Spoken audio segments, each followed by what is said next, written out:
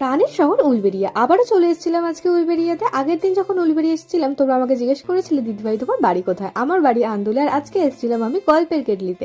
আগের দিন এই দোকানটা আমার চোখে পড়েছিল, কিন্তু তাড়াহুড়ো থাকার কারণে এখানে আর আসা হয়নি, তাই আজকে ছিল রবিবার, চলে গিয়েছিলাম গল্পের কেটলিতে। গিয়েই প্রথমে নিয়েছিলাম আমরা 2 কাপ কফি, আর এখানের কোল্ড কফি কিন্তু ভীষণ সুন্দর টেস্ট ছিল। নিজেরটা খেয়ে হলো না, তাই বরেরটা থেকে একটু ভাগ বসালাম। আর তারপরে নিয়েছিলাম এরকম সুন্দর সাইজের 2টো ফিশ ফ্রাই। ভিতরের মাছের পরিমাণটাও কিন্তু ভীষণ সুন্দর ছিল, আর এটা আমি যখন খেয়ে দেখলাম সত্যি ভালো ছিল। আমি একটুক্ষণ বোঝার চেষ্টা করছিলাম যে মাছটার টেস্টটা কীরকম। মাছটাও কিন্তু ভীষণ ভালো মাছ দিয়েই তৈরি, খেয়ে মনে হচ্ছিল। আর 2টো ফিশ ফ্রাই খাওয়ার পরে আমাদের মনে হলো এখানে আর কি পাওয়া যায় সেটা দেখবো, তাই তোমাদেরকেও সেটা দেখালাম। আর দোকানের ডেকোরেশনটাও কিন্তু ভীষণ সুন্দর ছিল। এই ছোট্ট একটা দোকান, কিন্তু খুব সুন্দরভাবে সাজিয়ে গুছিয়ে রেখেছে এই দাদা। দাদা এখানে একাই থাকে, আর দেখলাম এখানে মোমো হয়, আরও অনেক কিছু হয়। আমি যেহেতু মোমো খেতে পছন্দ করি, তাই মোমো খাবো না এটা আবার হতে পারে।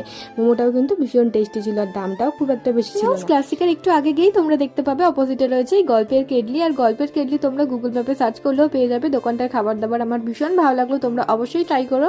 একবার না একবার যখন উলবেড়িয়া আসবার, যারা উলবেড়িয়ায় থাকো তারাও তো অবশ্যই ট্রাই করো। আসার সময় দেখছিলাম এখানে একটা মেলা বসেছে, আর ঝিরিঝিরি বৃষ্টি আবার শুরু হয়ে গেছে, তাই আজকে ভেড়াটা বৃষ্টিতে ভিজে ভিজেই হলো। গিয়েছিলাম বৃষ্টিতে ভিজে ভিজে, এলামও বৃষ্টিতে ভিজে ভিজে। রবিবারটা আমার এরমভাবেই কাটলো। চলো আসি, বাই।